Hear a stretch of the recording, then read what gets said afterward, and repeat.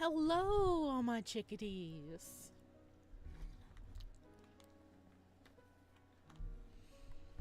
Hello, hello, hello, hello. It is time to continue our story.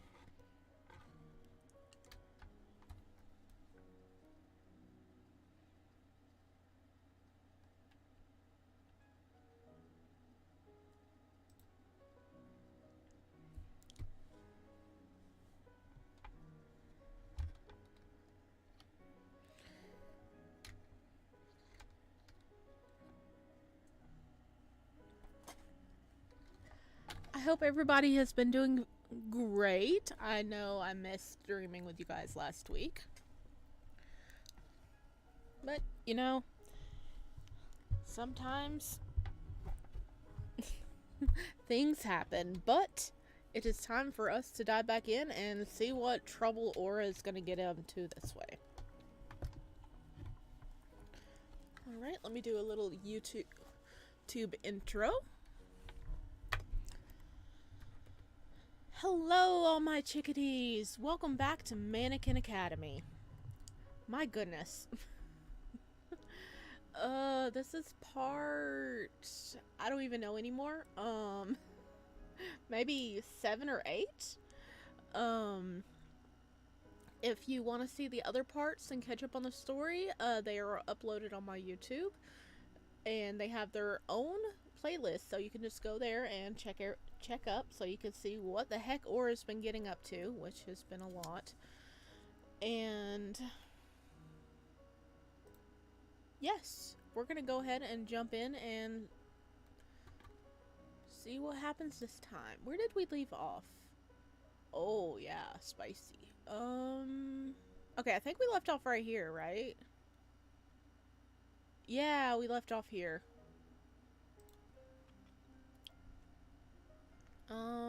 Oh yeah, we had some sexy time with Nor, and then we go into the headmaster's office? I totally forgot why we're going to the headmaster's office, but we are.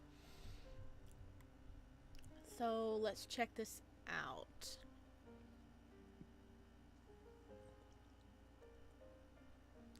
Voices could be heard coming from the headmaster's office, with the door left slightly ajar. Not wanting to interrupt any important meetings, I decided to crack them open some more and peek inside before knocking. My boy! My boy! St. Clair! Do not overthink this, Artemis. Angelo is like a grandson to me. Leaving him in my care for the time being would be the best decision. Are you leaving? Is he leaving? I would never trouble you with watching over him, Gustav. I assure you, it's no trouble at all.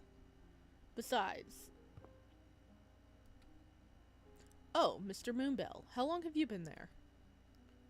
I just arrived, sir. I brought you the Academy yearbooks. The yearbooks? Huh, yes, wonderful. Just in time. They will be needed later today.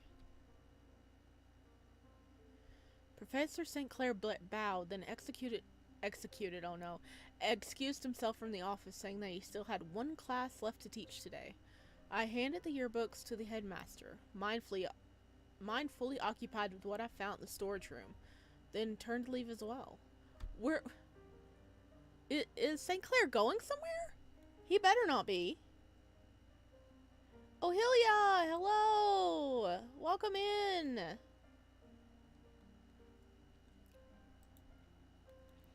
I couldn't wait to investigate the records. Are you in a rush, Mr. Moonbell?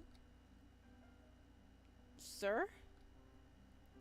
Going to study, aren't you? Your first year students are so diligent. I wish I had your determination when I was your age. Please, sit down and take a rest for a little while.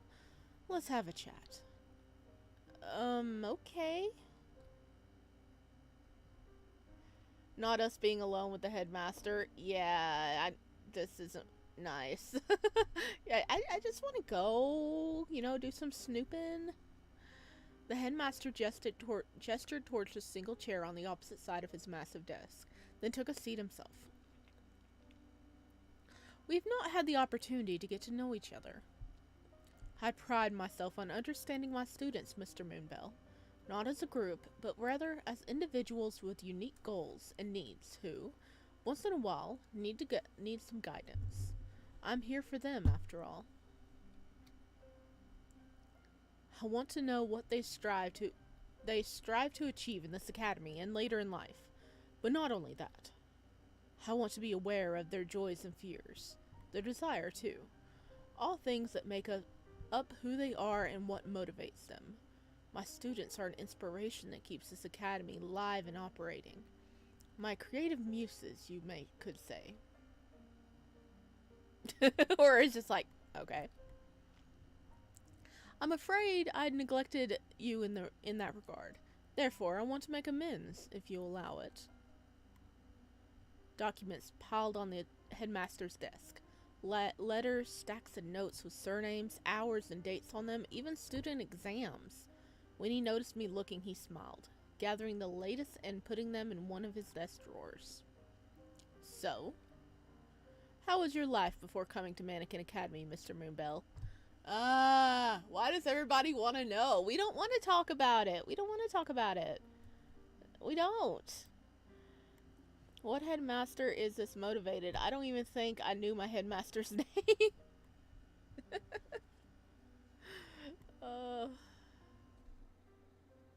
Well, I knew mine, I think. Well, I don't remember it now, but I knew it at the time. For high school, for college, no, I didn't. The headmaster already knew all about my background, so I wasn't entirely sure what he expected to hear. I fidgeted in my seat, trying to come up with a passable answer. It was like any other life led in an orphanage, sir. I had no family and very little friends. I spent a lot of time reading, wondering whether there was a place for me somewhere in the world, whether I would ever be able to find happiness, and if I even desired to. Everyone has a family, Mr. Moonbell. Dude! Orphan! What part of orphan don't you understand, dude? What do you think an Orphan Omega life was like before the academy? Exactly. Dude, orphan. My family. I get asked about that a lot. Orphans are people who don't have families. Like, biologically, yes, everybody has a family, but an actual physical family to be around them and take care of them, no. Your eyes are very unique. You must have inherited them from one of your parents. My eyes? Heterochromia is a gift in itself, but yours is especially distinctive, so vibrant and contrasting. But, forgive this old man, I do have a habit of making conversation about the strangest things when there's no one to stop me. Maybe you have some questions? Anything you'd like to know? Well, actually, I'd like to ask you about the academy, sir. How did you become the headmaster?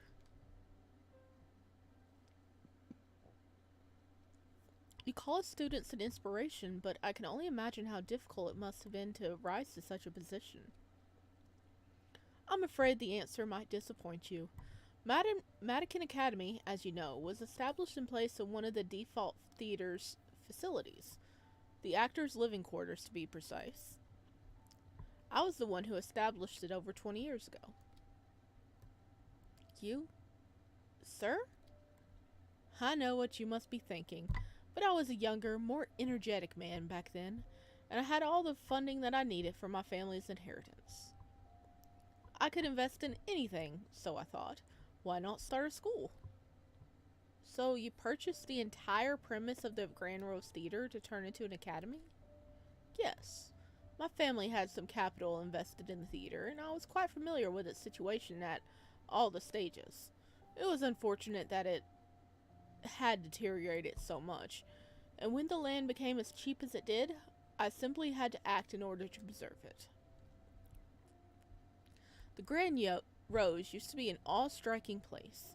I'm ashamed to admit that for the last 20 years, I did not manage to restore it to its former glory. I wasn't even able to start the process, in fact. No matter how deep my pockets were, more was needed. The unforeseen costs were growing, especially with how many scholarship students we admitted every year. Oh. Well, we definitely... It was him, for sure, that was, giving... I think, what was it? He was giving roses to Sasha? So, I mean, of course, you know, he picked up an interest in the theater. Maybe he knew his family. Not a spoiler. I mean, maybe. He's like, well, your eyes are very interesting.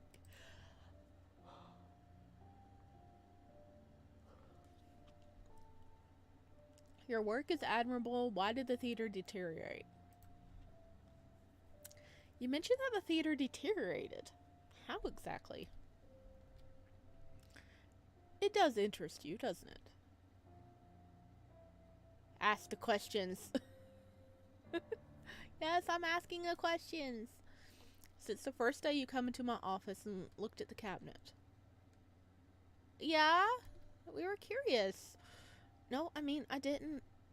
It's quite alright. The first year students always ask about it the most. And then, once the topic is exhausted, they tend to just forget about it. They learn that it's not half as exciting as they thought. I do know that a murder happened there. Or so they write. Wait, a murder happened there? I totally forgot about that. Someone got clapped. Oh, was Sasha killed? Wait, was Sasha murdered in the theater? Oh no. I totally forgot that a murder happened. The headmaster sighed and shook his head, clearly not surprised by my words. A murder, yes. One member of the audience went missing during the play. Okay, audience. Okay. So far, Sasha's fine. Sasha and Louis is fine as far as I know. His body was later found at the theater. The case made all the headlines at the time. But that was not all. Before the tragic occurrence, a couple of the theater's staff members had gone missing, never to be found. A fire broke out in the building a year later, injuring 2. Oh my god, it's cursed. People had started whispering about the theater's curse a long time before the actual murder took place, but it was the last nail in the coffin, the final straw that made the public turn away from the Grand Rose for good. Before I managed to ask about the details, the headmaster rose from his seat. I've taken a lot of your time, haven't I? My apologies. The theater's history still pains me. I nodded and followed the headmaster, standing up as soon as he did and bowing respectfully. His body language was signaling me to leave, so I thanked him for the conversation and moved to the door. As I reached for the handle, I thought I heard the man's words, muttering more to himself than they were to me.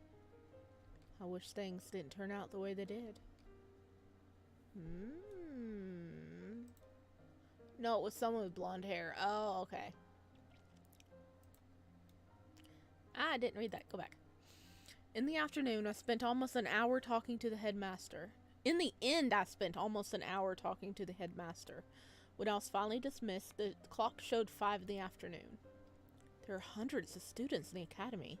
Does he really talk to all of them like that? Maybe only with the newcomers.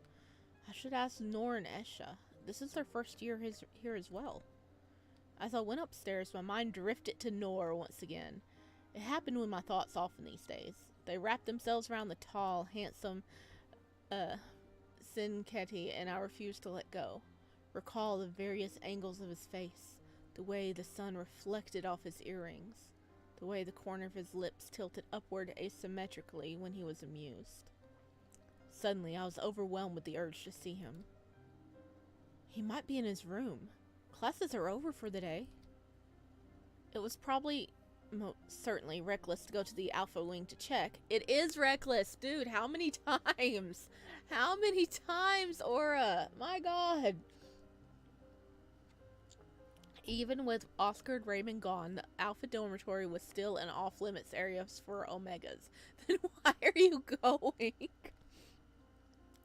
But I really, truly yearned to see him. It was as if something deeply rooted and primal inside of me was pulling my body towards Nor's. Not taking no for an answer. Was it a normal behavior for alphas and omegas that weren't made it to suffer from separation like this? It didn't feel normal.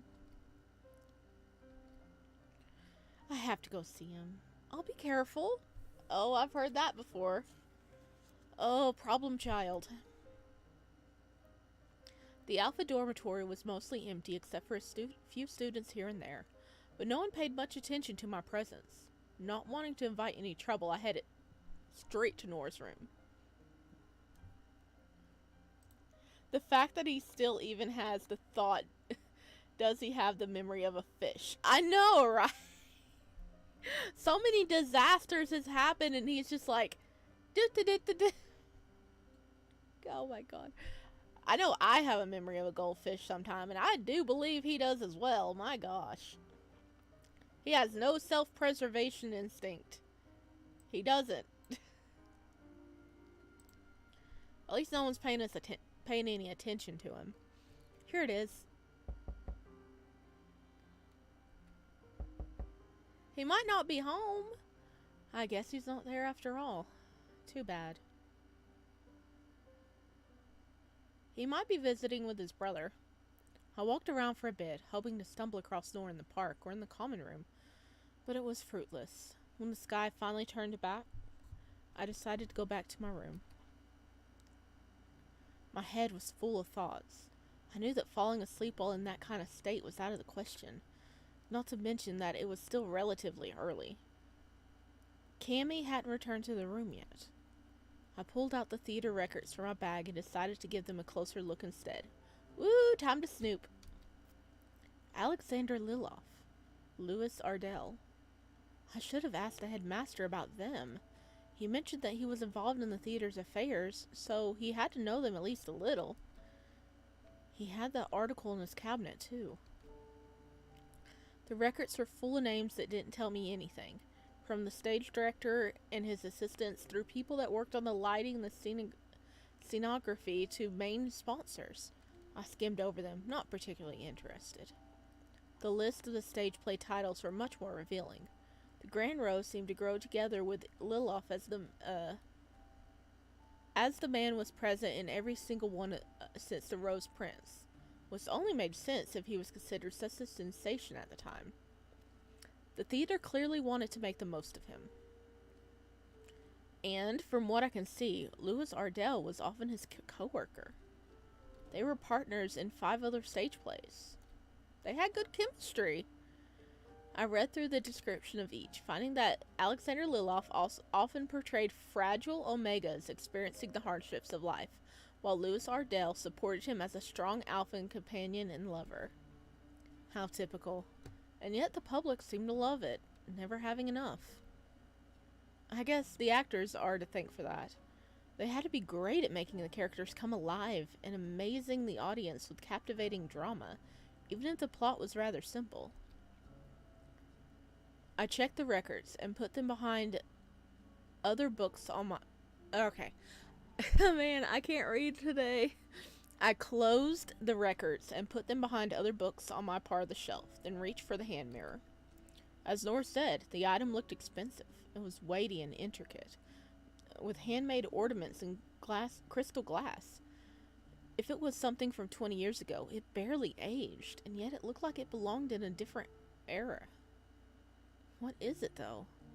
Why was it stored together with the records? It probably belonged to Sasha.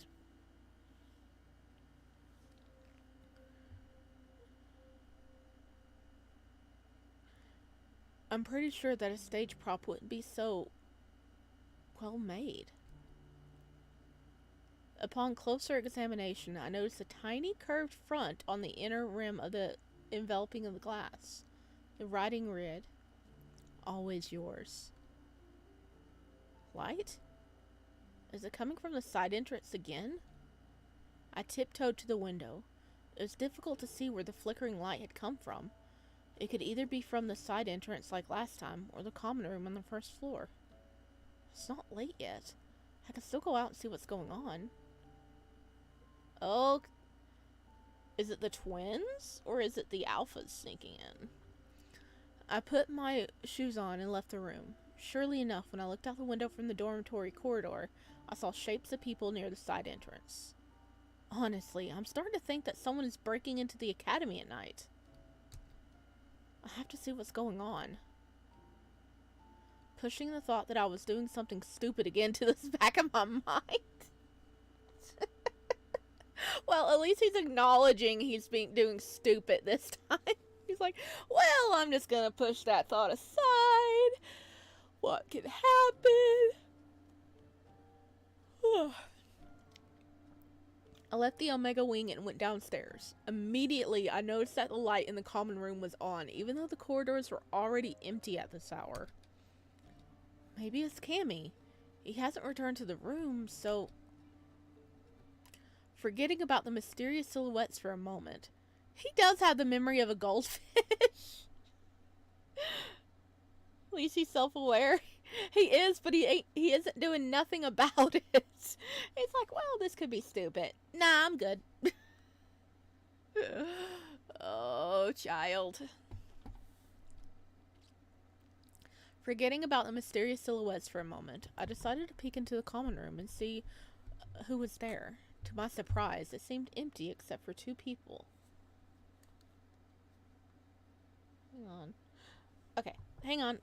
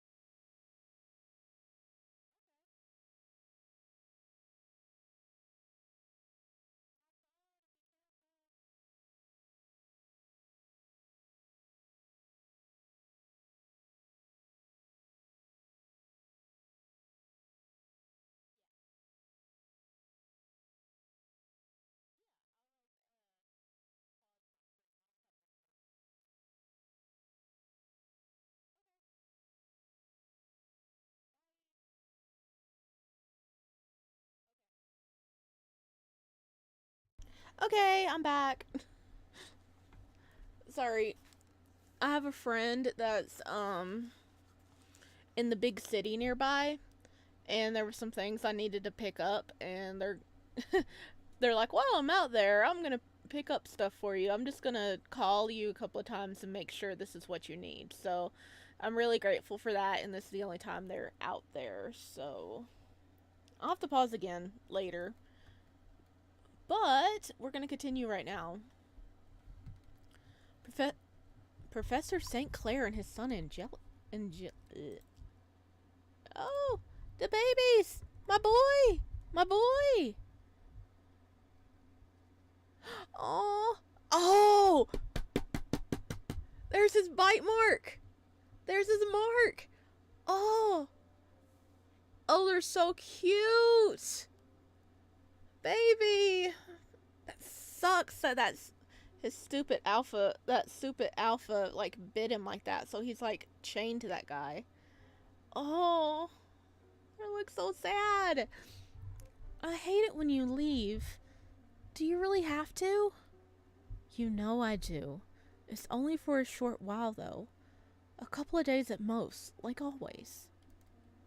You'll be fine, even without me, won't you? But I don't want to stay with Uncle Gustav. Take me with you. We have some company, it seems. Good evening, Aura. Oh, they're both looking at me. Hi.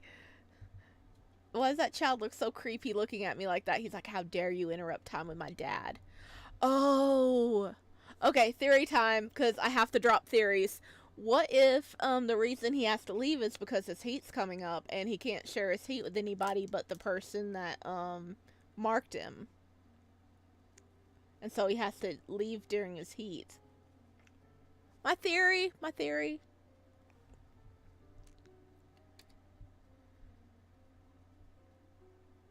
Oh, look, the art's different now. Yeah, you can see it. Oh. We needed a route for him. We needed a route for St. Clair. Oh. Come on, I would be a perfect, like, dad to your child, okay? He likes us. Okay? We're totally fine with you having a baby. Good evening, Professor. Hi, Angelo. Hi. Professor St. Clair patted Angelo on his head lovingly and pointed towards the other side of the common room. It's bedtime already, but I'll allow you to play for a while longer. There's a lot of interesting albums on the bookshelf over there. How about you go check them out? Tell me what you've read later. Sure. He's such an energetic child. Adorable. When Angelo was no longer within immediate earshot, Professor St. Clair let out a little sigh. He looked troubled, even with the small smile that still lingered on his face. Sir, forgive me for asking, but are you going somewhere? Not exactly. My heat will start soon, and I have to leave Angelico in someone else's care when I won't be able to look after him. Oh. Look at Aura blushing immediately. Yeah. Can we help you with your heat? I mean, so respectfully, but we're here. That explains a lot. I took a brief glance around, confirming my initial impressions that there was no one in the room except for us. It was somehow odd to witness Professor St. Clair having a private moment like this with his son, when all I ever knew was his professional facade during classes. But on the other hand, it only made sense. Although there were several other members of the teaching staff that resided on the academy premises, as far as I knew, Professor St. Clair was the only one living in the main academy building itself. It was only natural to see him after hours from time to time. Professor St. Clair's eyes, gentle and calm, even when my gaze slid over that one spot on his neck I knew I shouldn't be looking at, refocused on reading my expression. So that's how it looks. Technically, I knew it was there. Professor St. Clair didn't make a secret out of the bite mark, that it marred his skin, but he certainly didn't flaunt it around either. I knew that there was a story behind it, a story that dictated his decision to hide the old wound under an accessory, a story that, most likely, was an uncomfortable one to tell. Are we gonna learn it? I wanna know. I knew all of that, and yet seeing the mark in person was so much different than simply knowing about its existence. It was real. It was proof of a past he couldn't erase. No Omega could. Do you want to know how I got it? The professor's voice was light and airy, infiltrating the tension surrounding us and turning it into something almost intimate. For a splinter of a second, I felt like I was family. Yes, if that's something you feel comfortable sharing, Professor. Come sit first. Tea, maybe? I made more than enough for 2 people. The professor pointed to a porcelain pot standing on the table next to him. There were 2 cups prepared, one half-filled and the other clean and empty. Whether he was about to offer the latter to Angelico or someone else, the person was clearly not coming back for it. I nodded, taking a seat on the armchair nearby. The situation should feel reminiscent of the conversation I had with the headmaster earlier today. But somehow, talking to my homeroom teacher was a different thing entirely. Next to him, I never felt uncomfortable. I couldn't imagine anyone would. 8 years ago, I was still a student in this academy. The headmaster was just beginning to offer scholarships to the poor youth a couple of years before that, and I was one of the few others who were granted free education. As you can imagine, it was met with some resistance from the other students and their families at first. Why should they pay if others have received the same thing for free? There weren't many of us, and even though we wore the same uniform and attended the same classes, everyone knew who we were and why we would always remain different, at least in their eyes. I know how that feels all too well. My professor must have had it even harder. Not only was I an Omega in an alpha dominated by an academy dominated by alphas, but I was an Omega whose family had no penny to spare. A rather jarring sight to some, even now, after all these years. So I was singled out, not by the professors, thankfully, but by my classmates and those students that didn't even know me. Felt very strongly about my rightful place, as they would often call it.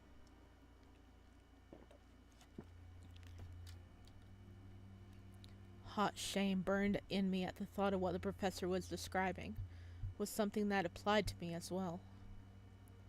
I did my best to ignore it, and even managed to climb to the top of my class with my good grades. Everything was under control, until he showed up. Hello, King. How you doing? Welcome. We're getting some backstory on my boy, Professor St. Clair. Oh my goodness.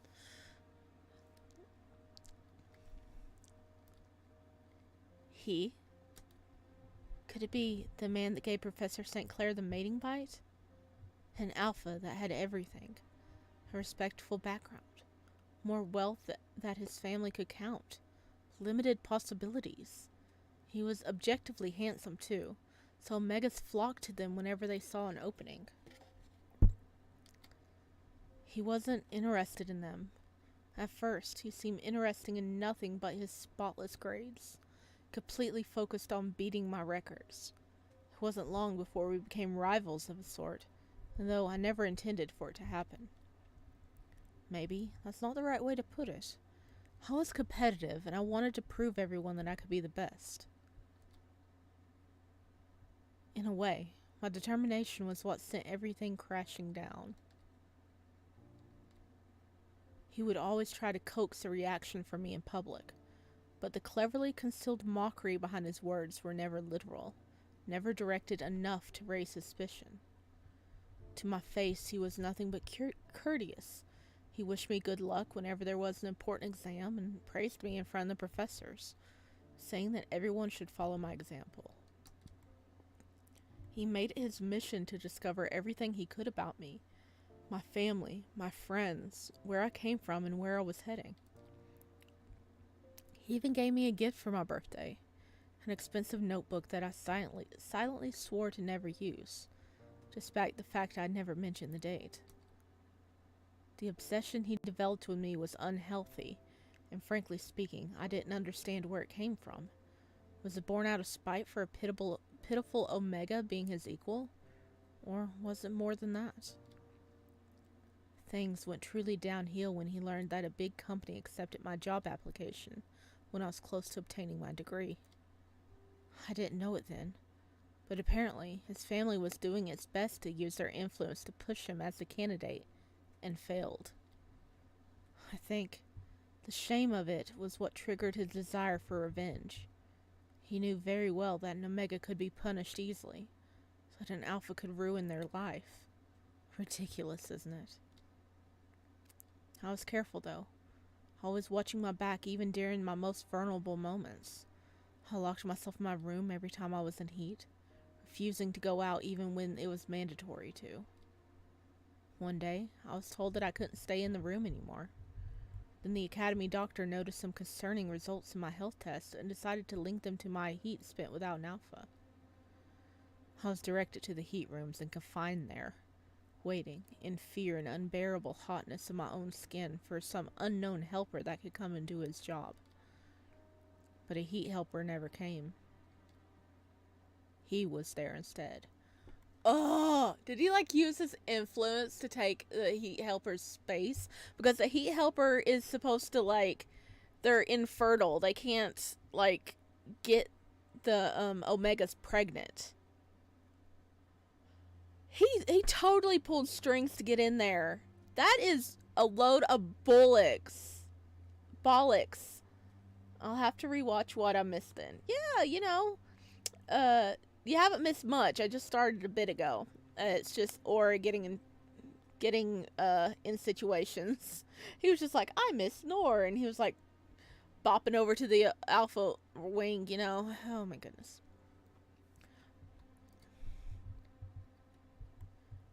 Did he bribe the heat helper that was supposed to see me? Or the doctor? I asked myself this question over and over again. But in the end, it didn't really matter. He disappeared after the deed was done, casually so and without sparing a word, leaving me alone and terrified that something irreversible had just taken place. And it did, not only in the form of the bite mark that he had given me that night. So, Angelico is that man's child. Professor St. Clair nodded with a wistful smile.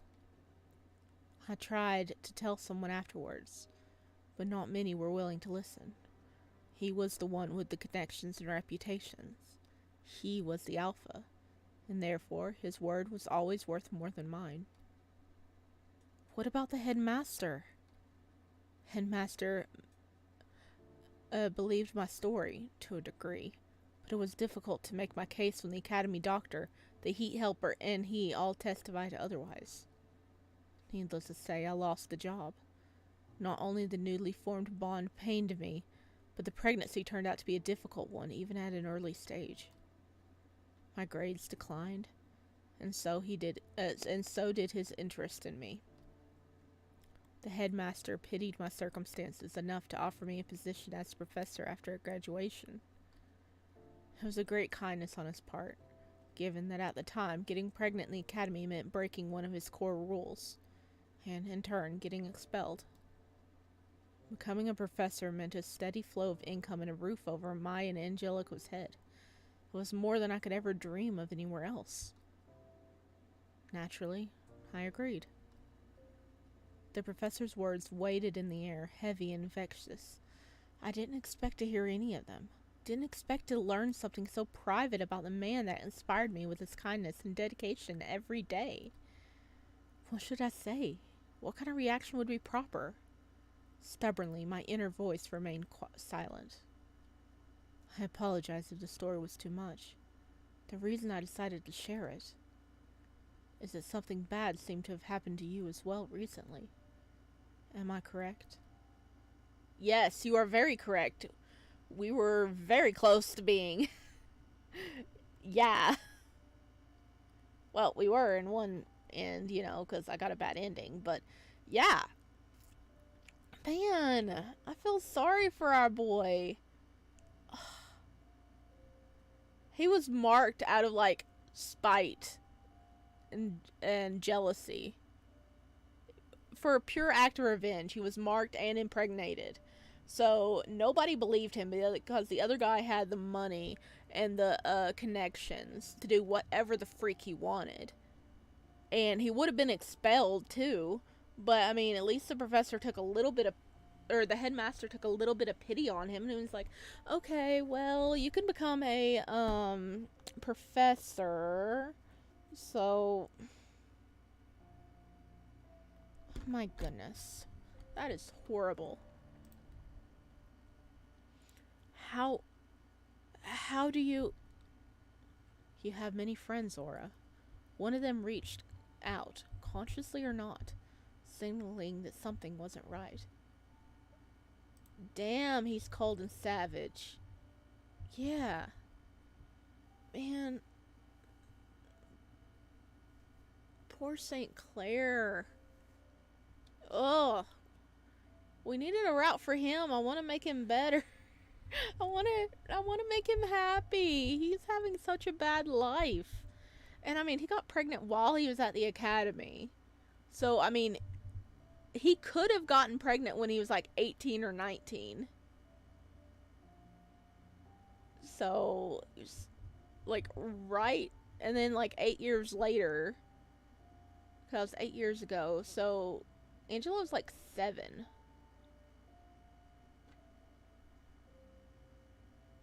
Dang, he's young. You have many friends, Aura. One of them reached out, consciously or not, signaling that something wasn't right. You weren't in your room the entire night, and the next morning the storage room was found turned into a complete mess. Not to mention that 2 Alpha students with a long, shameful history of harassment and violence landed in the medical room the very same day. I don't know any details. I can only guess what had taken place. If you decide to share the story with me, please know that I will listen and try my best to see those who wronged you are punished. I might not be able to ensure that said punishment would reflect the magnitude of their wrongdoing, but I will do what I can. I stared at my knuckles, gripping the white porcelain cup so hard it almost shattered. I couldn't tell him. I just couldn't. Why not? Okay, he probably doesn't want to get Nor in trouble. But, dude, he told us about what happened to him. If anybody would understand, it would be this guy. Okay, if anybody would understand, we should tell him. At least tell him. You don't have to tell him Nor came to your rescue. You can just say somebody came in that I do not wish to name at the moment. But you need to tell them what happened. Aura! The embarrassment and humiliation was one thing, but I simply didn't believe that people would take my side, just like they didn't listen to Professor St. Clair years ago. Even in a progressive school like Mannequin Academy, Alphas always had a say before Omegas, no matter how hard someone tried to assure us otherwise. Not to mention that I was a nobody without any proof to back up my story. St. Clair would believe you. He would believe you, Aura. Gosh, I'm gonna... Ugh. He would believe you. Just talk to him. Such a soul gone to waste. Well, can't do much about it. Well, at this point we can't. Oscar and Raymond would tear me to pieces for trying to ruin their reputation father. I had no doubt in my mind that their families would make sure that it hurt both me and Nor. The professor seemed to understand and sympathize with my silence because he only nodded, with a gentle, sad smile. Ah! Dude, I trust you. Apparently Aura doesn't, but... Seeing that, something in me shattered, and I felt an overwhelming urge to explain my decision. It's not that I don't want to tell you, Professor. I just don't want any more trouble to come to anyone... anyone's way. I wouldn't be able to live with myself if it ever happened.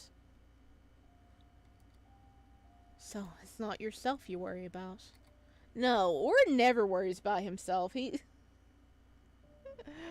Oh, gosh.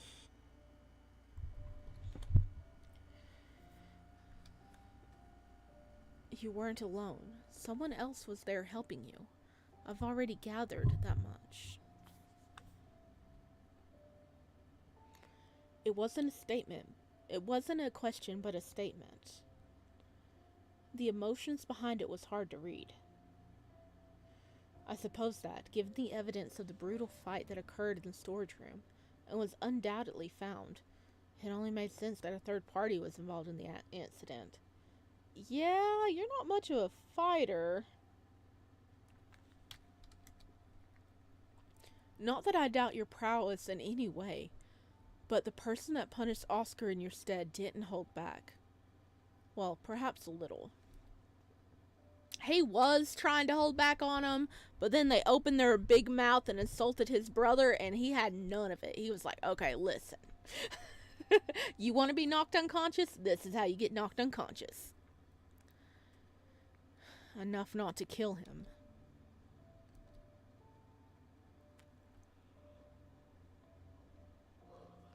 I won't do or say anything that could endanger either of you, but please, be careful, Aura. The academy is not as safe as the headmaster says it is. I'm sorry that you had to learn it the hard way.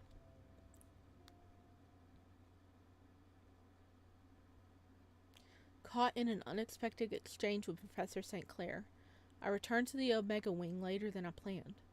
The dormitory was already very quiet, so I tiptoed in the direction of my room, hoping not to make a noise. The night was pitch black, not illuminated by the plethora of stars and the moon like usual, so I almost fell over once or twice, feet getting caught by some loose wooden boards. Almost there. When I was passing by Esha's room, however, I noticed something peculiar.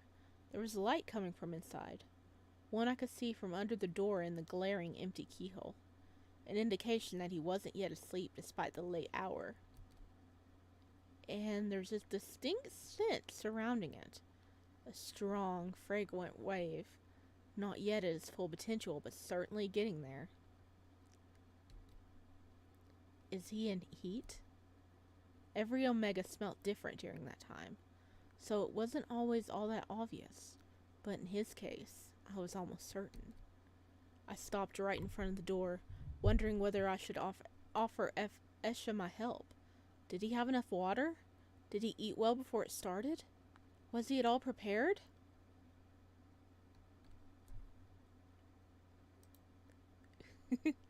Confessions. Yes, everybody was having a little bit of a confession going on. Ooh, that. Oh, Ahelia knows where we're going here. Welcome back, by the way. Thank you. I missed you guys. It should be a weekly stream again. I'm kind of playing with the fact of starting to, like, stream multiple days on YouTube, but, I'm still gonna be streaming on Twitch a lot. No, he has enough help. Oh, no. Is his brother in there? Is Nor in there? Well, oh. Oh, no. But, oh, I will be streaming on the 20th, on Sunday. I don't know what I'm going to be streaming yet, but that is my 1 year streaming, 1 year VTubing anniversary, so I'm going to be streaming on Sunday. It's going to be a dual stream. I don't know what I'm going to do yet, but I say he needs more. Yeah, he always needs more help.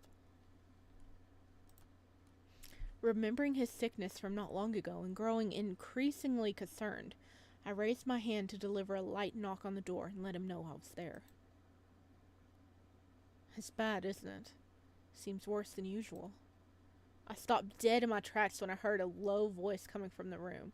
A voice that didn't belong to Esha, but was just as familiar. How are you holding up? My hand froze centimeters away from the door. Esha was in heat, and Nor was with him. It's hard.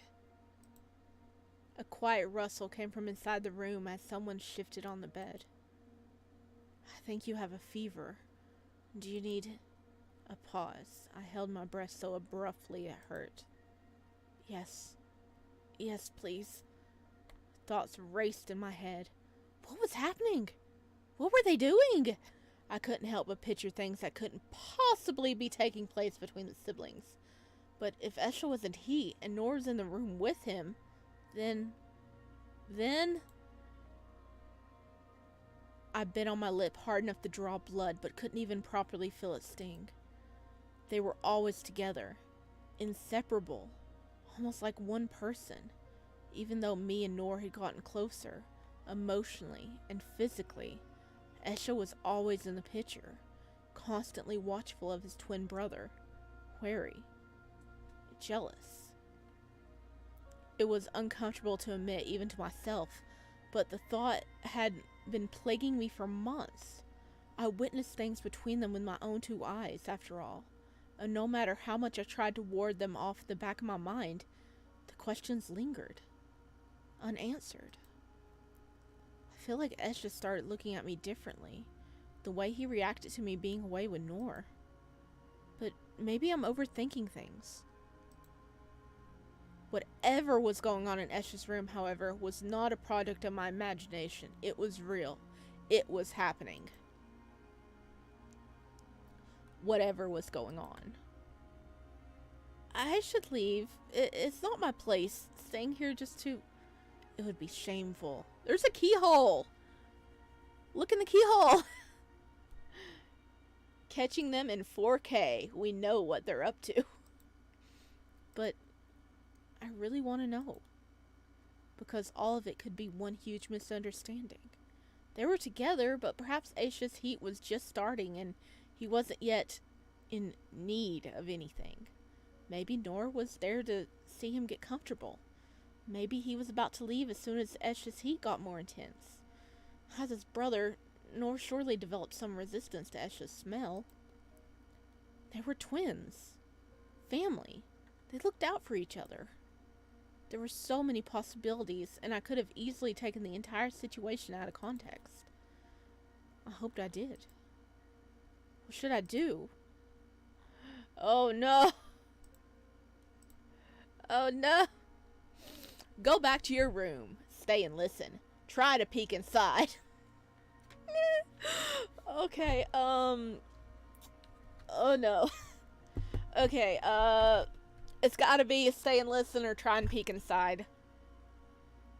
Well, it says the keyhole, so we could try to peek inside the keyhole. And if we're peeking, aren't we listening at the same time?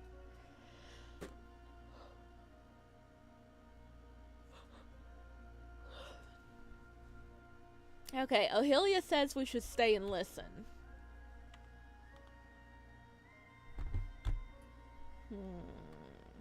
I want to peek. But if... Okay, let me look at it this way. Aura is dumb. He's a dumb baby, so instead of looking in the keyhole, he would actually just try to creep open the door, wouldn't he, and get caught. He would. He would. He would totally do that. I'm with Ohelia. Okay. We're gonna stay and listen. If I walk away now without finding out the truth, I would never talk to them normally ever again. If I leave, I'll never know. It's not so bad if I just stay here a while longer. They don't know anything. No one knows that I'm here. It's safe. Tomorrow, I could just forget all about it. For what felt like a couple of minutes at least, no sound was coming from inside the room. After a moment, I started to panic, thinking that perhaps Nor and Esha had heard me. But no. Lie down on the bed, alright? Yes, like this. Nor... I can't. Not for much longer. I know. I'll take care of you, don't worry. I got even closer to the door. Okay, it's saying Nor saying this, but I think that it's actually supposed to be Aura. I think that's a problem. I got closer to the door, nearly pressing my ear against it. Does it hurt? I could hear that moving on the bed now. And my mind immediately conjured the most obscene images to go with the sounds. No. Liar. Better. Nor. I've got you. I can't listen to this anymore. I better leave. I straightened up, shaking and suddenly cold. My hands were trembling. I didn't even register my way back to the room, but when I was in safety in my own bed, under the warm, cozy duvet, I allowed myself to just close my eyes and drift away. I could think about all that tomorrow. Wait, what if they got caught? Exactly. The day of our final exam was getting close, and the tension it brought could be felt even outside the classes. Okay. We go from that to just final exams are coming up. Oh god. Come on. Don't give me whiplash. Or it's like the quiet kid that you think is innocent but secretly has the most filthy AO3 history. What were they doing in there? Were they doing what Nora thinks they were doing? Or was it like Nora giving him a freaking massage or something?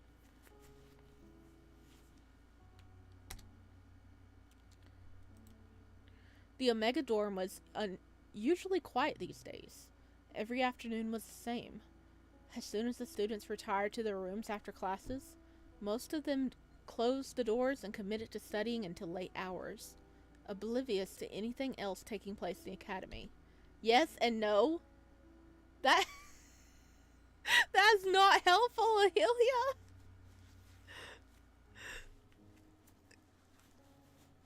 Yup. Me and Cabby were among them. Oh my gosh, I can't stop yawning. Me and Cammy were among them, spending more time together than ever before. We shared notes and cramming tips for the classes we both took, discussing all the topics that we felt might come up during the exam. Massage! Hopefully! It was exhausting, but also fun. It was great to have Cammy's company, rather than be all alone in this difficult time. We made sure to rest and eat well each time we took a short break away from studying. And by the time the morning of the exams come, I knew I was as prepared as I could be. I was ready.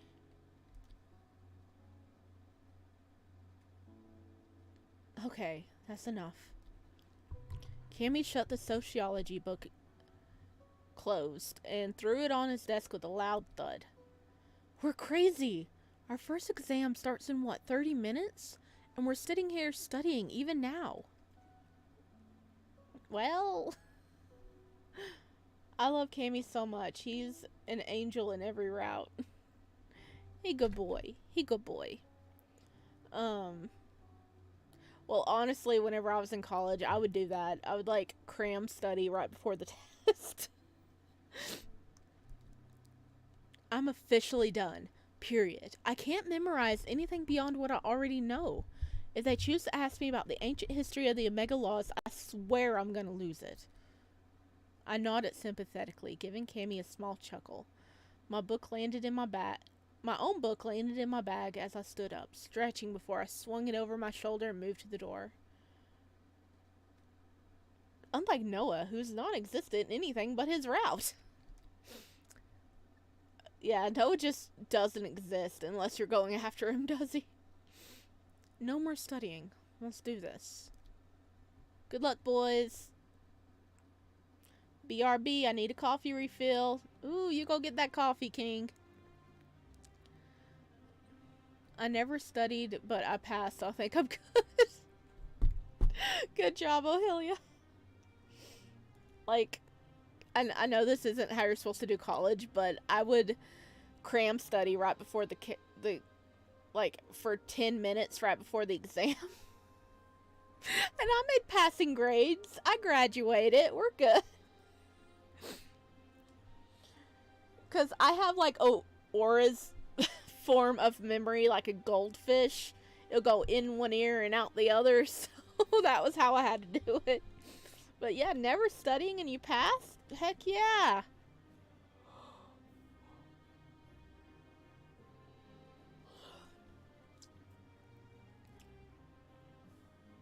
Okay. while we're waiting on King to get back, I am going to call my vet really fast and make sure I get something. I'm sorry, it's just because somebody is going to be going to pick it up in a few minutes, so I have to double check. I will be right back.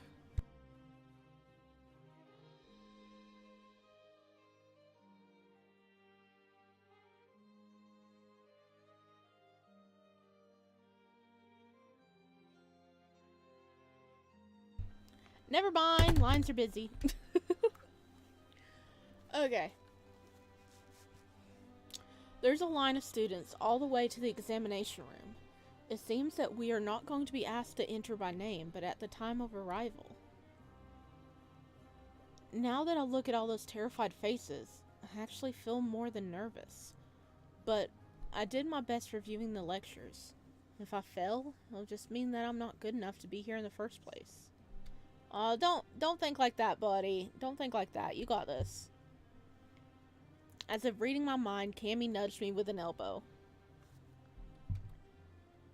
Remember how you said, let's do this, all confident a few moments ago? You should stick, to this cool guy attitude. We've got this. Imagine what all those people who didn't prepare are feeling right now. There's the twins! What were you doing last night?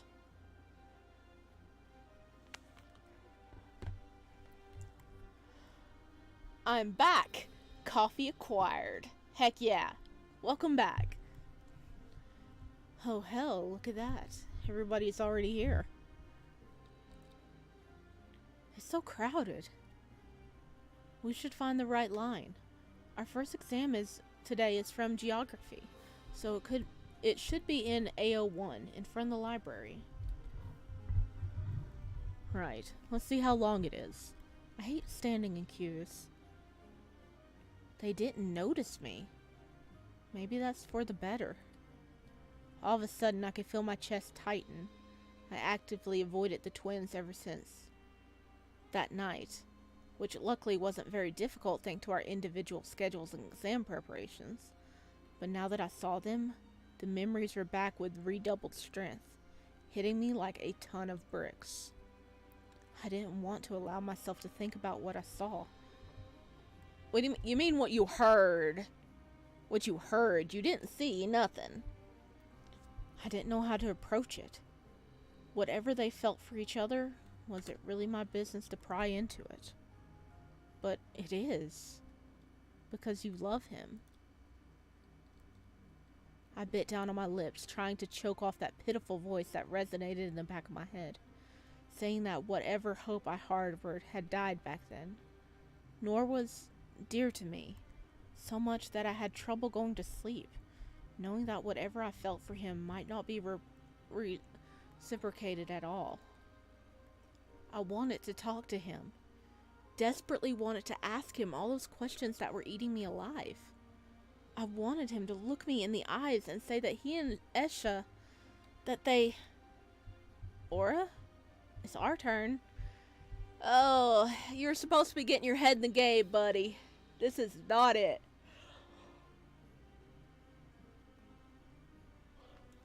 He's gonna fail so hard. Before I knew it, the long line in front of us had cleared, leaving me and Cammy the next ones to enter the exam room. I took a deep breath, then decided to just go with the flow. And the pain's over. I can't help but feel an immense relief that they scheduled all of our exams for the same day. Exactly. I mean, it's stressful because it's all on the same day, but it's one of those, it's over with. You don't have to, like, go through a stressful day of studying and then go back and you have to stress about the next day of studying. So, yeah. I don't think I would have survived another hectic day like this. I feel bad for Aura. Imagine having feelings for someone, but know that you always be a second priority, and he may or may not be in competition with his brother. Yeah. Cammy still has one more test. Maybe I'll wait for him here? I don't feel like going back yet. Oh no! What? No! All three of them! No! Ah!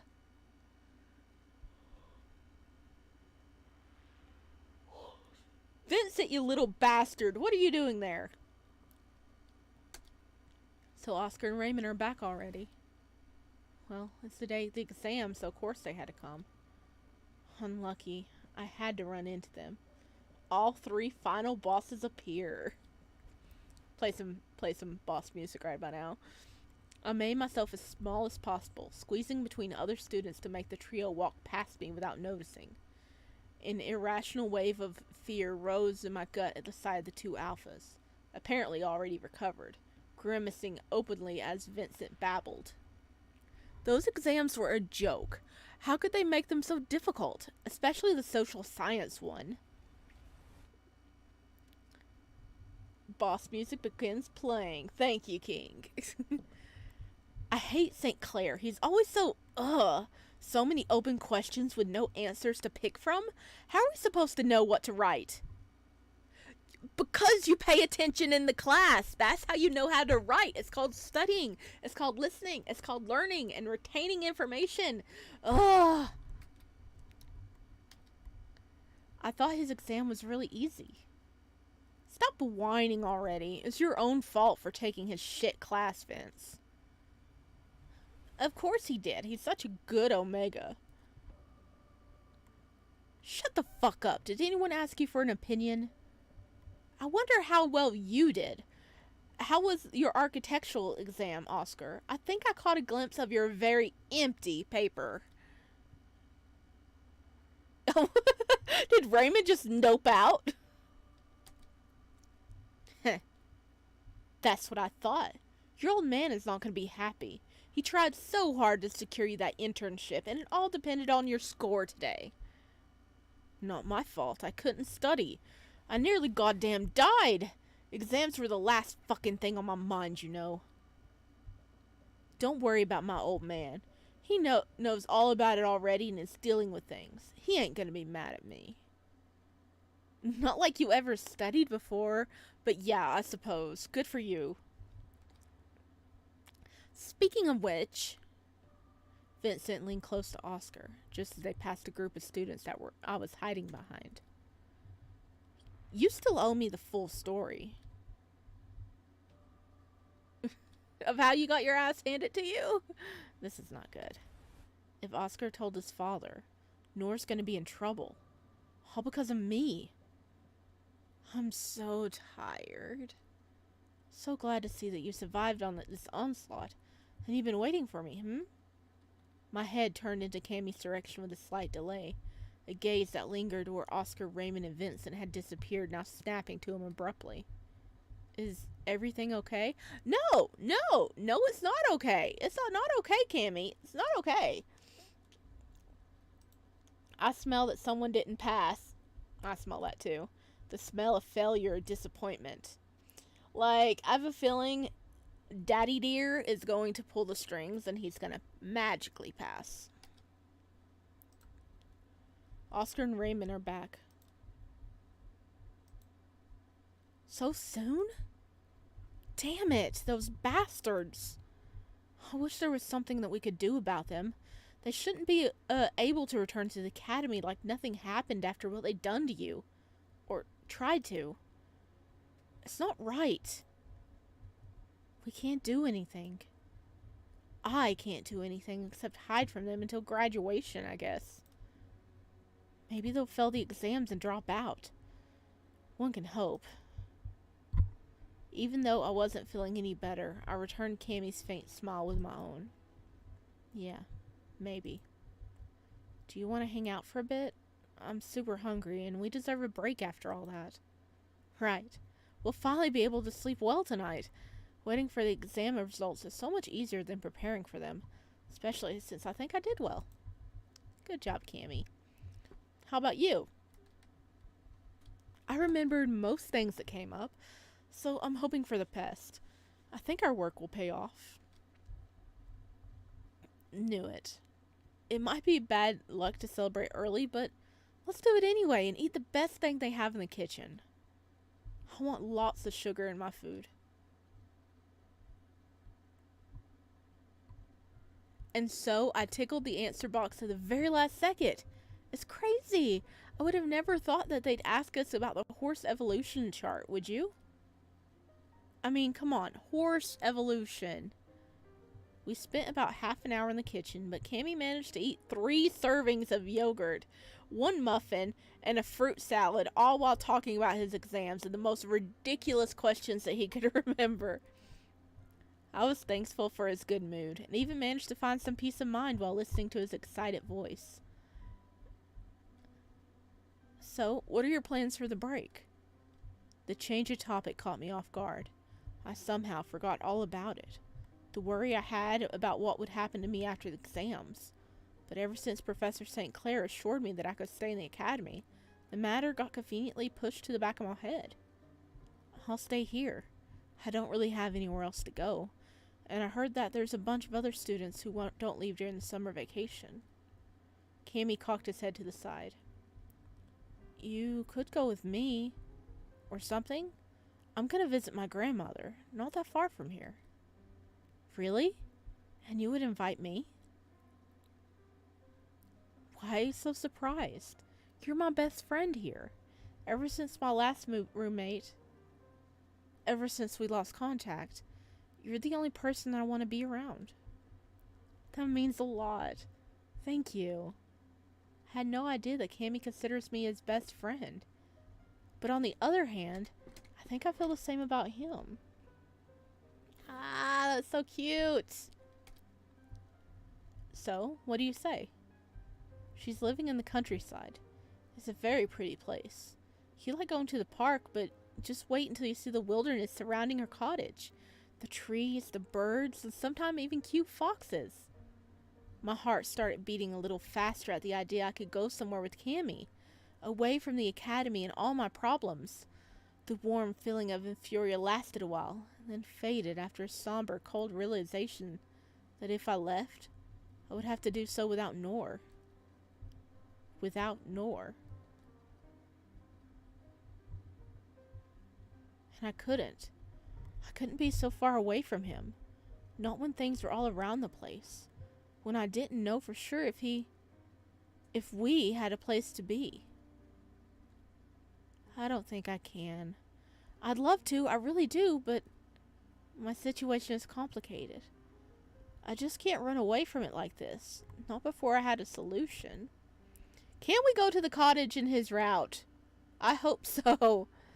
Oh, you mean Oscar and Raymond?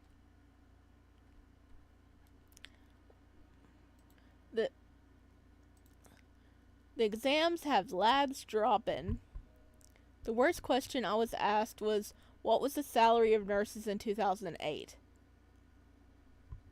What kind of question was that? The random freaking year. I mean, maybe, it was like a year or something before. But, oh my god. What the heck? That is a random freaking question. I've totally forgotten some, but there were some really ridiculous ones out there.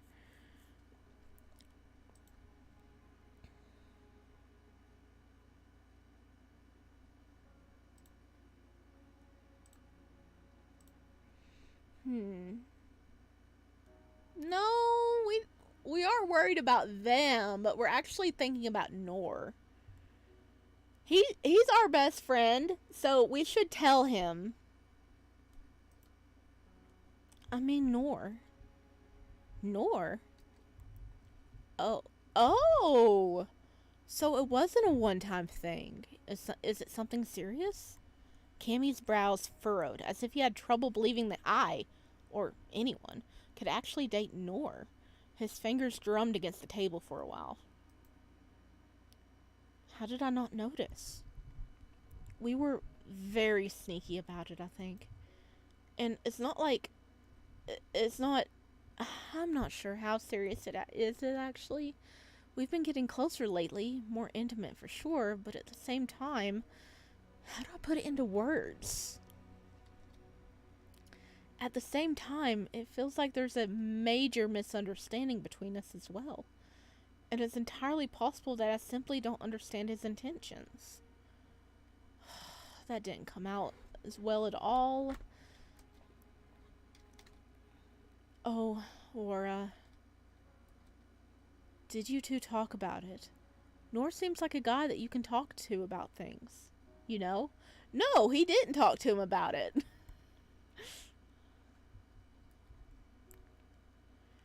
I hesitated, struggling to explain the issue to Cammy and not giving away too many details.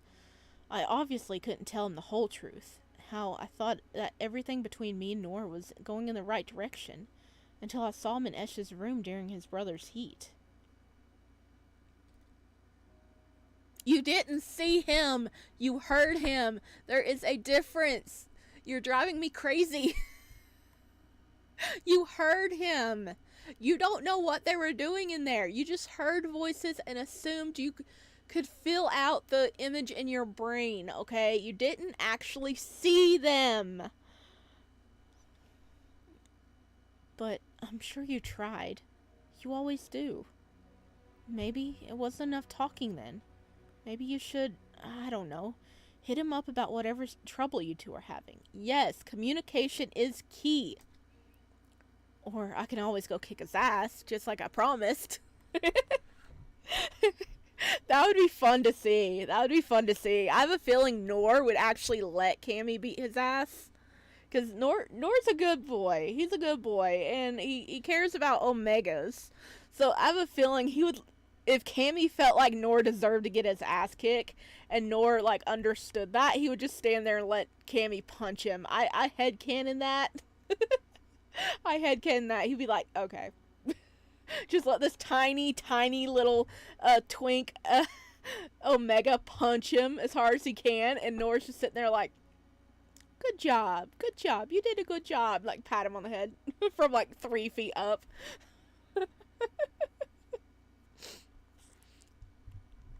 I can't blame him for thinking or imagining he saw them. Yeah. Or I can... Okay. I love Cammy, but the punches won't do anything. No. It'd be like, you know... Nor like not even feel it or nothing. He'd be like, you did a good job. That really hurt. Like, he would totally play into it, though.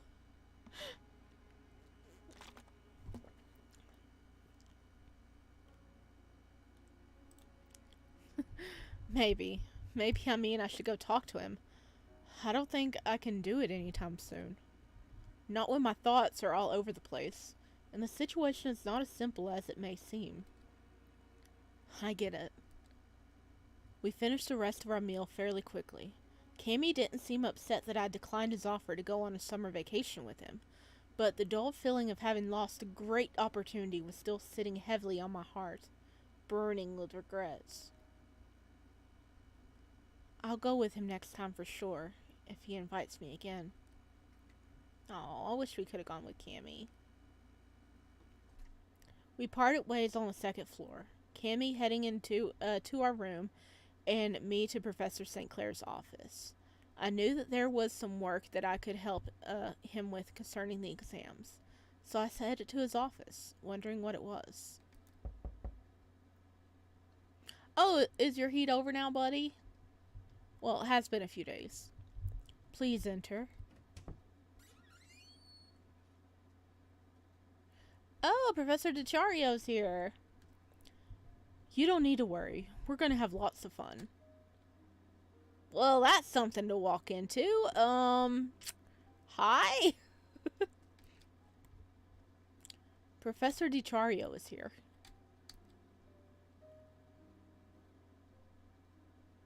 Just a moment, Aura.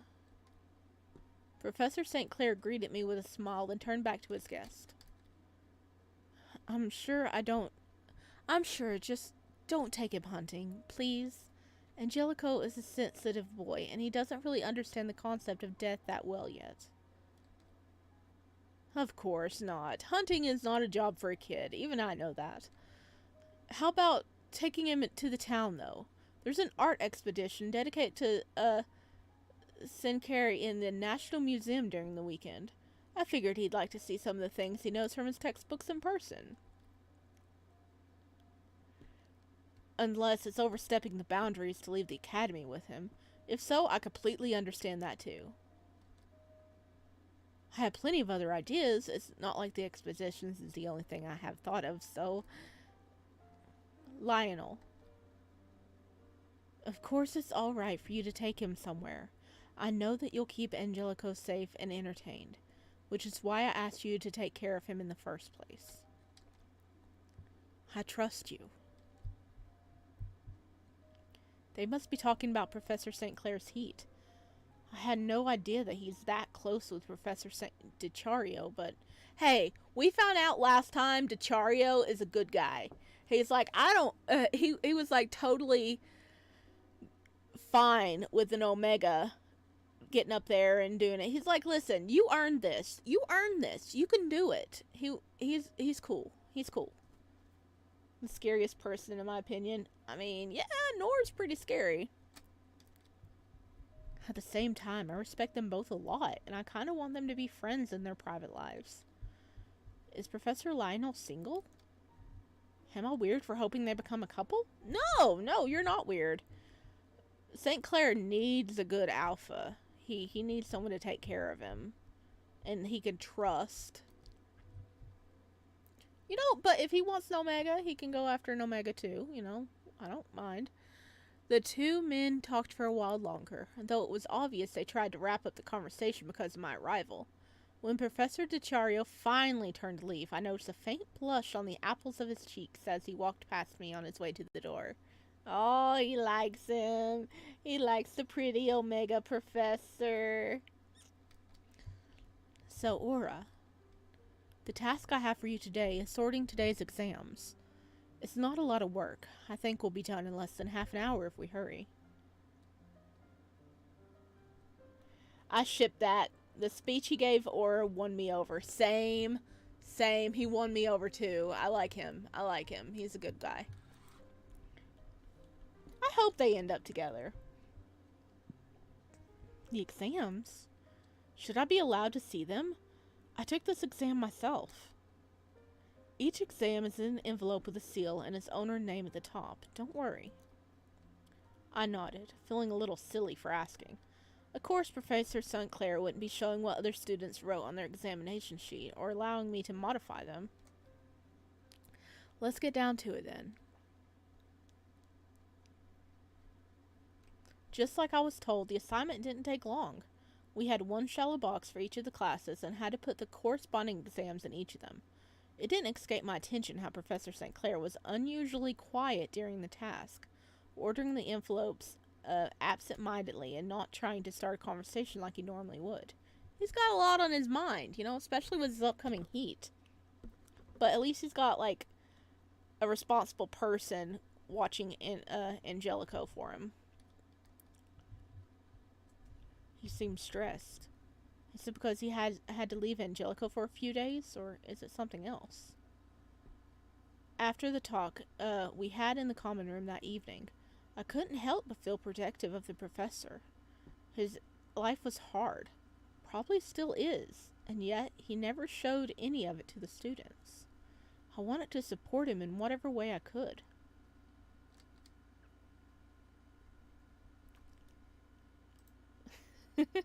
So, will you approve will you approve your son dating the professor? Let us see thy choice. Like, if we can't date him, okay? If we ourselves cannot date St. Clair, which I wish we could, we can't. If we can't, I want to see him wind up with somebody that is good for him, that is going to take care of him and baby him and give him affection and all the love he needs, because he deserves it. He deserves it. I wish we could be that person, but apparently we can't because the dev god said no. I should look out for Angelico more whenever I have time. He always likes it when we play together, and I think he needs more attention with a busy parent like Professor St. Clair. See, Aura wants to step up and help too. Yep, if we can't have him, we have fan art. Yes, we do. Speaking of, can I show your fan art at the end of the stream? I really loved it. And I gotta step away for one quick. Ooh, already on it. Yes. Okay, I'll be right back.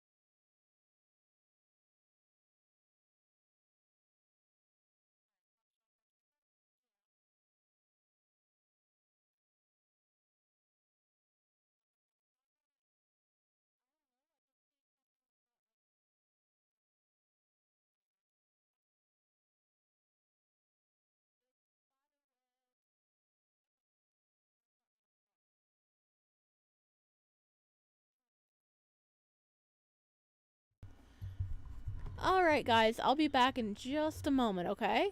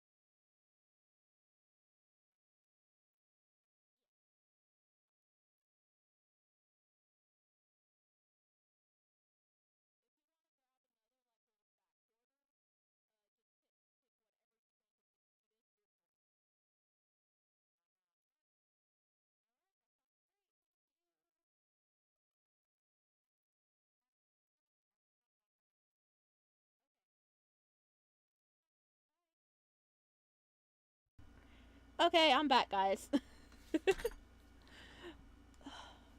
My friend was at a store and had supplies I needed for my job. So, I was pointing out which ones I needed. Um, well, goodness, what were you guys saying here? Uh, okay, yay, I can show your fan art later. I will. At the end of the stream.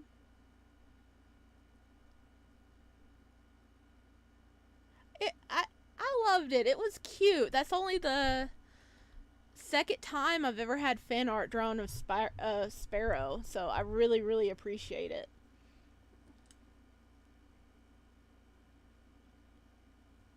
You did it on your phone with your fingers? That's fine. I've drawn stuff on my phone with my fingers too. Uh, take a medal. You deserve it. Yeah, you do.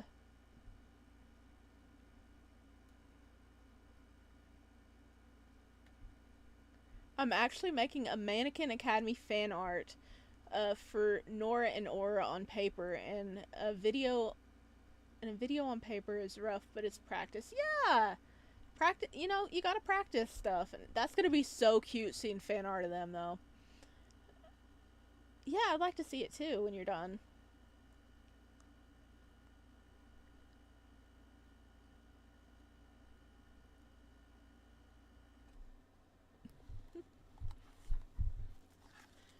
All right.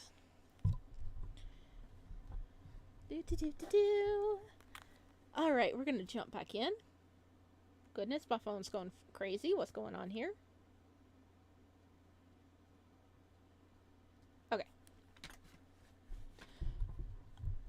All right, guys, let's jump back in and see what they're doing. Ah, nope, back up.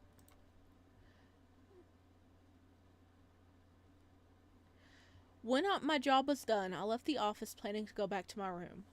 What I didn't expect was having to stop on the way, but I had to because a group of students were talking about a school-related announcement in raised, agitated voices. An assembly? Now? But no one said anything about it before. I know, but I heard that it's something urgent that couldn't wait. Oh, and it's Omega's talking. But why wasn't it announced? What was announced? The assembly. Apparently, the headmaster and the new gender dynamics professor have something important to say. Huh, weird. An assembly no one knew about. Interesting. I walked around for a bit, realizing there were more students talking about it. From bits and pieces of their conversation, I understand the assembly was going to be held in the auditorium like the last time and would start very soon. Like, seriously, why is there suddenly an assembly? What's going on, guys? Utterly confused, I wonder whether I should go to my room first, regardless, and tell Cammy about it. Before I made my decision, however, I spotted the familiar fluff of white hair among the other people already heading downstairs. So Cammy knew. I'll run after him. Cammy! Do you know what the hell is going on? We don't. Cammy, wait up. Aura, I thought maybe you're in the auditorium already. No, I actually just heard other students talking about it when I was about to go back to my room. I would have probably missed it otherwise. Same here. This is so random. If they have something important to say, why do it like this? I bet half the students are going to be absent. Yeah, I don't understand it. The academy has been in some disarray recently. Cammy was right. That's definitely not everyone. The crowd is maybe half the size it was before. Still, I expected less people to show up. Guys? Why? What's going on? Dear students, I have to thank you for showing up on such short notice. As soon as the headmaster started talking, everyone in the auditorium fell silent. I shifted my weight from one foot to another, oddly anxious. I'm sure that you're quite confused as why I have summoned you all here today. I admit that it wasn't planned, and I'm aware that you are tired after the exams. The topic of our meeting, however, is something that cannot wait. It is a difficult one to discuss. It was brought to my attention that recently, truly alarming events have been taking place in our academy. Though we, the teaching staff, do everything in our power to ensure that the learning environment in this place is safe and welcoming to all of you as possible, students have grown increasingly more reckless. I'm saddened to say a lot of them are Omegas. Are we in trouble? Each month, Dr. Langham receives a book of records from the heat rooms that take note of each visit during the past few weeks. What he learned from this month's record is not concerning to say the least. Doctor, please explain. Let's see. Apparently equipped with a said book, Dr. Langham opened the moderately sized tome that he'd been holding and cleared his throat. Is he like, the numbers aren't numbering? Some of you are not attending the heat room. What are you doing during your heat? The numbers aren't numbering. 1, 2, 5, 10, 15, 26. The doctor recited one number after another, pausing only to take a breath. 42 in total. He closed the book and rearranged his monocle, then gave the crowd in front of him a stern look of well-composed anger that Aura knew all too well. The list goes on, mind you. It doesn't end there. What you've just heard is a number of Omega students that did not appear in the heat wing when their heats were due. To our knowledge, most of them, if not all, also weren't in their rooms at that time. Oh no! 42 Omegas? Holy crap! They all out getting some.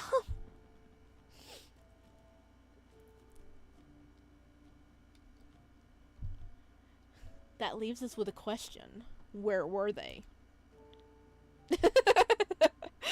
Or it's like, I have no clue, Doctor. I don't know. I don't know. I don't have the foggiest clue. Cammy too. Because Cammy was like, yeah, I'm not going to the heat room somewhere. Or it felt like the world spinned in front of his eyes, leaving him breathless and shaky on his feet. How did the doctor find out the students weren't in the dormitory? Did someone spy on them? From the corner of his eye, he could see the cold shock painted all over Cammy's face. Of course, it hasn't been mandatory to spend 1 heats in the heat room. We've never felt the need to impose such a strict rule because most of the students were mature enough to do so anyway. But it is not only Omega students spending their heat in questionable circumstances who are a problem. Alpha and Beta students were found visiting the Omega dormitory numerous times. Many wander around the academy premises after dark, going back to their rooms late at night or not at all. Some insist on exploring the old building of the theater, despite our explicit warnings and requests not to do so. Not to mention fights between students that turn vicious and bloody, resulting in serious, possibly lasting injuries. You know, Aura is kind of guilty of all of that. It was our lenient methods that led to this. Matters have clearly slipped out of our control, and if we want Mannequin Academy to keep its good name, this is something that needs to be addressed. When Dr. Langham finished speaking, Professor Crawford took over. As your gender dynamics professor, I considered asking the headmaster for permission to interview all of you regarding that matter, but realized that such an action would be redundant and do nothing to resolve the real issue.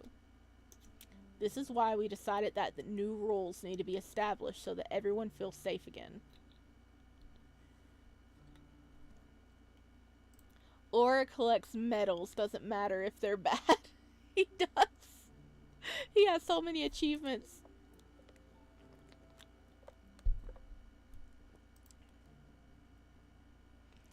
Correct.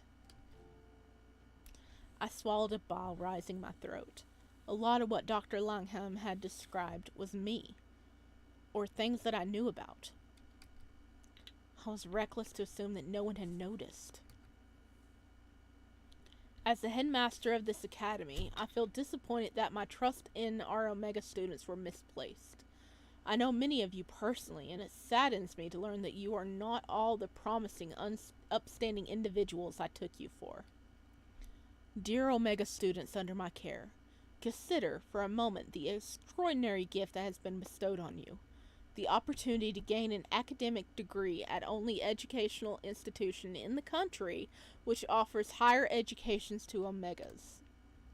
You represent the future elite of our society, and your recent foul actions reflect poorly, not only on your fellow Omega students, but on all Omegas. Your actions may have decided if higher education will become available university for everyone, or perhaps the restriction on the academic courses for Omegas will remain in place. Yeah, you guys are kind of messing it up for the rest of the Omegas in the world. So, I mean, yeah, I understand you guys want to be relieved during your heat cycle, but at the same time, try... Oh, you're messing it up for the other Omegas, guys.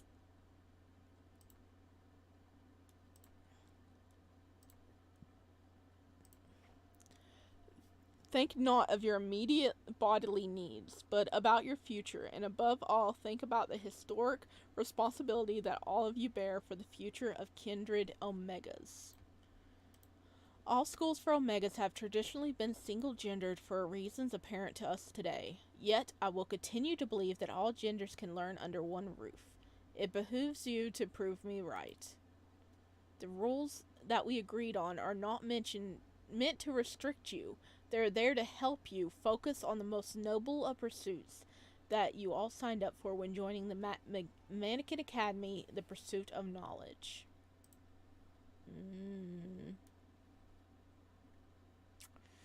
Welp. They're kind of messing things up, aren't they? I'm getting flashbacks. From this point forward, the Alpha Dormitory cannot be visited by Omegas under any circumstances, at any time of day. The same restrictions apply to Alphas and Betas, who are now barred from visiting the Omega Dormitory. Oh no. What are the twins gonna do?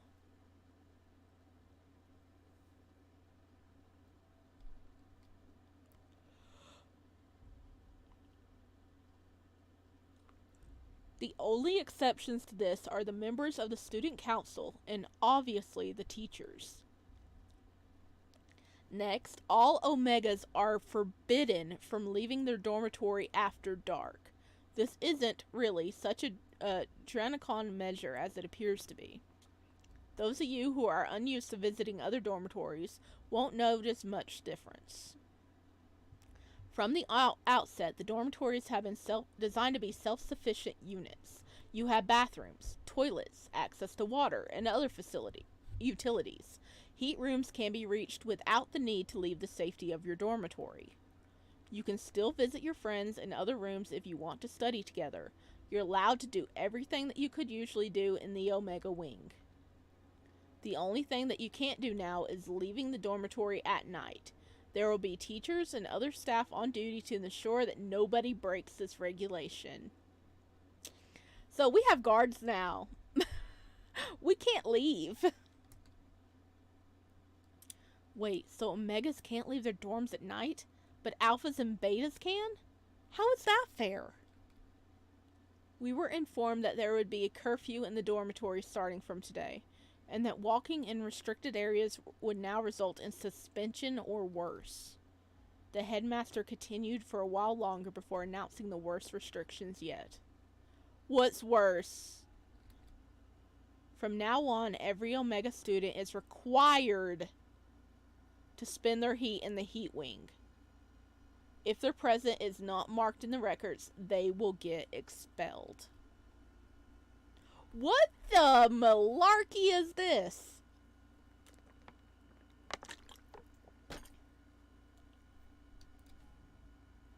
Finally, the issue of mating and marking bites. I realize that some of you were already mated before entering the academy, but for the vast majority that is not the case. With your best interests in mind, as your headmaster, I intend to keep it that way. You will now have the obligation to refrain from mating and delivering, or accepting, mating bites during all 3 years of your education. Should a previously unreported bite mark be found on you, no matter your secondary gender, there will be serious consequences. I regret it had to come to this, but I'm afraid that I was left with no choice. No matter our secondary genders, everyone knows that it's usually the Omegas who get bitten. Wonder they'll also punish those who leave the mark. The aforementioned changes are effective immediately. If you do not comply with the new rules, you will face disciplinary action and expulsion if necessary. The board of professors, myself included, will review the cases and decide on the appropriate measures for the offenders. If you've left any personal items in the dormitory of the opposing gender, you can ask the student council members to retrieve them for you. The announcements continued, but I tuned them out, struggling to process everything. This means that I'll no longer be able to see Nor in his room, and he won't come to the Omega Wing either. He's a frequent visitor to Esha's room. It's gonna be hard for him. With his every word, the surging panic in my chest only intensified. The new rules. How could they? Did the staff really expect all of us Omegas to go to the heat helpers from now on? Was it because of what happened with Oscar and Raymond? I was distraught, barely keeping my cool. I can't believe that no one is saying anything. No one is protesting. I took a tentative look to the right and to the left, searching the faces around me to read the room. Most of the students, especially Omega, seemed stunned by the news, while others remained impassive or even intrigued by it. Some, mostly Alphas, were openly gloating. Well, well, who would have thought Omegas are such helpless sluts that they keep sneaking into our dorm? It's a good change. Seriously, it bothered me that they were allowed to walk among us in preheat. Damn right. Things are going to be so much easier now.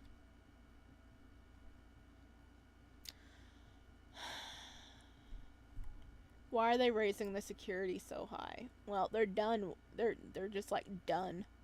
They're like, we shouldn't have to. Ugh. They don't want all the Omegas to knock up and get pregnant. That's not consent. What are these precautions? Back up. Trying to suppress a rising wave of outrage, I glanced at the teaching staff, finally noticing that Professor St. Clair, nor DiCario, the only ones who I knew I could count on, were not present for the announcement.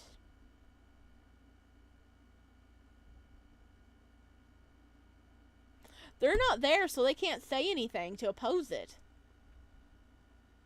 Because, those two would definitely have something to say about these new restrictions. Were they, not informed? Were they not informed on purpose? Where are they? If anyone has any questions regarding the new rules, you can always come to my office.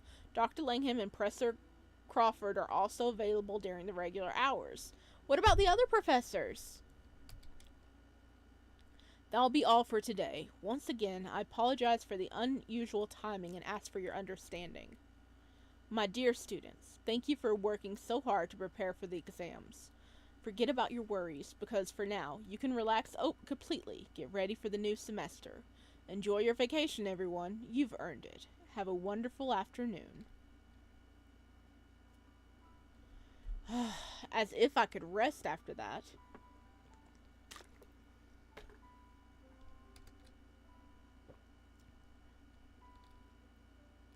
I can't believe this. I thought that it was going to be different from now on. That I'll never have to do it again. I don't want to. Damn it. Damn them all. They just pretend to care about our well-being. But no one cares. Not even here. I can't. Cammy, wait. He left. I think he went that way, if you want to go after him. I shook my head, too tired to explain I wanted to talk to Cammy about all this madness crashing on our heads eventually, but definitely not now. Not before I had time to digest it. Similarly, I had even less desire to talk about with Gilbert. I think the headmaster is wrong to put such restrictions on Omega students. Well, Alphas and Betas too, but it's much less serious. Gilbert gave me a pitifully nervous look, flustered by my unresponsiveness. He fidgeted a little before continuing. I wish there was something I could do to show support, but I don't know how. Is there something that you... No. I don't need anything from you right now. I'm sorry, I'll just go.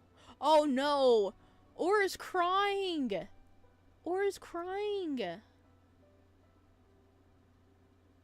I left the auditorium without sparing Gilbert another glance, afraid of the expression he was making at my cold words.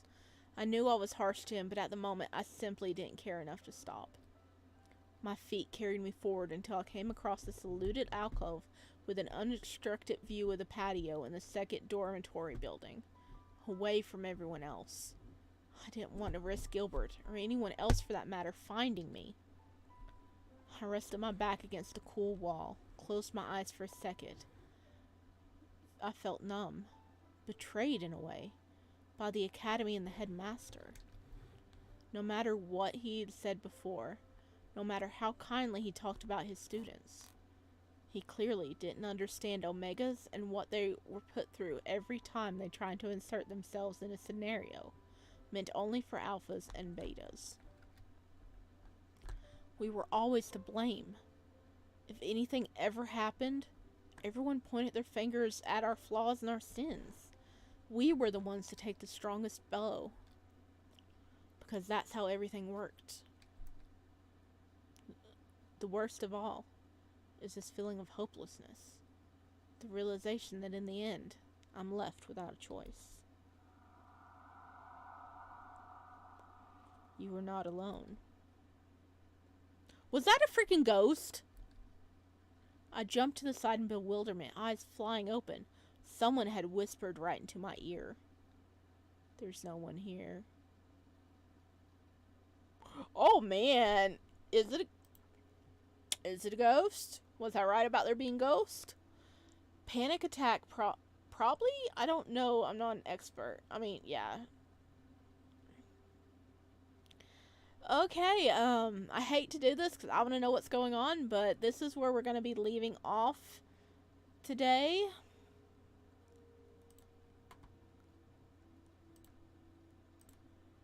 One, because our 2 hours has passed, and two, my throat's starting to hurt. But wow, they really cracking down. They're like, listen, Omegas, you can't do any of this anymore. Like, why? Ugh.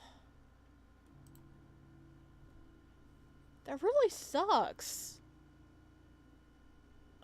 Well, I guess in a way they're trying to help the Omegas focus on the schoolwork. So, you know, because this is like their one shot at proving Omegas can, like, go to universities. But, like, that's a lot of restrictions on the Omegas. And if the Omegas can't leave the room at night, the others shouldn't be allowed to either. Huh.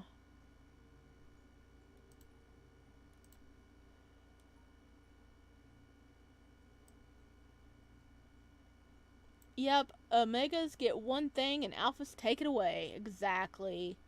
It's a load of bollocks. It has not been happy times.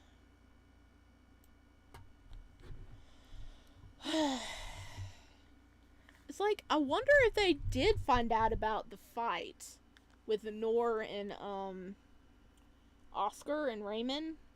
But how would they have found out about it? Because nobody said anything unless Raymond and Oscar did. But then they wouldn't want to admit they got their ass kicked, right?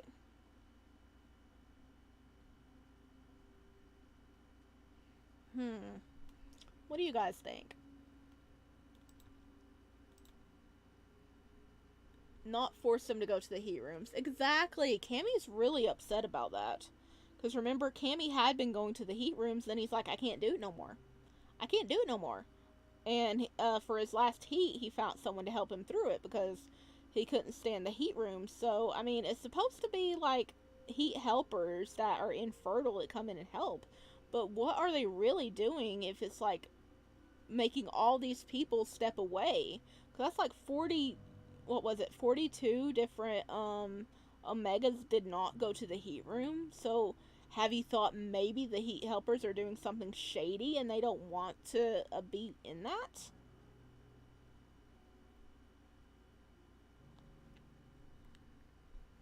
I'm full of mixed feelings about this. Yeah. Hmm.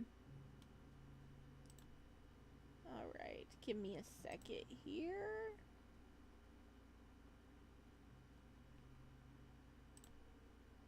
Alright. Do.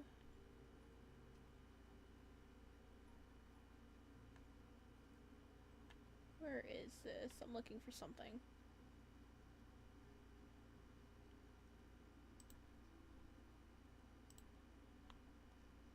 Alright. If all goes well, we will be joining Aura again next week on Wednesday, if everything goes well. I am streaming on Sunday for my 1 year VTubing anniversary. I don't know what I'm going to be playing. Everybody's voted for a BL game, but I don't know what yet. So it's going to be a surprise. But. There we go. All done. But before I go, as promised, look at the fan art Ohilia made last time. Bop! Yay! A new route, St. Clair. Isn't that adorable? It's St. Clair and Sparrow. So cute. I love it so much. It's so adorable. Wee. You did such a good job. I love it.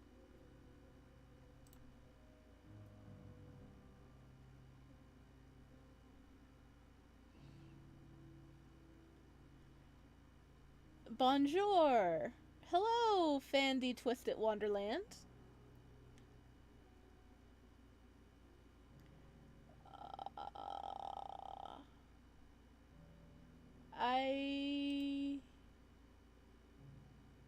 I do not know what you say.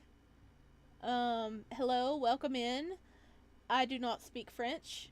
Um, I translate, but hello, nice to meet you. We're actually about to end the stream for today. I was showing off some lovely fan art by one of our lovely viewers, Ohelia, of Sparrow, which is me, and St. Clair, our baby that should have a route. So gorgeous. Um, yeah, so our next stream is going to be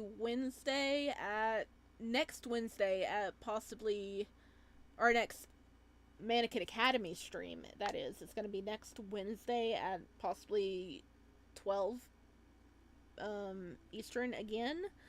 Um, but I will be streaming on Sunday the 20th.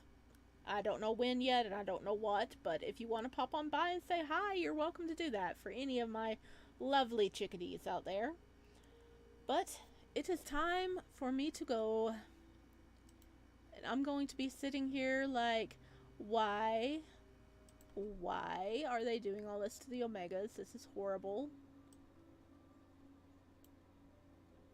Thank you! You did an incredible job, Ohelia. Yes, you did. Yes, you did. I love your art. It's so cute. Alright, my dear chickadees, I have to say goodbye. I keep, like, dragging it out because I'm like, I don't want to leave, but I need to, because if I keep reading, my throat is going to kill me. So I will see you guys later. Thank you for joining King, Ohelia, Twisted Wonderland. It's always lovely to see everybody, and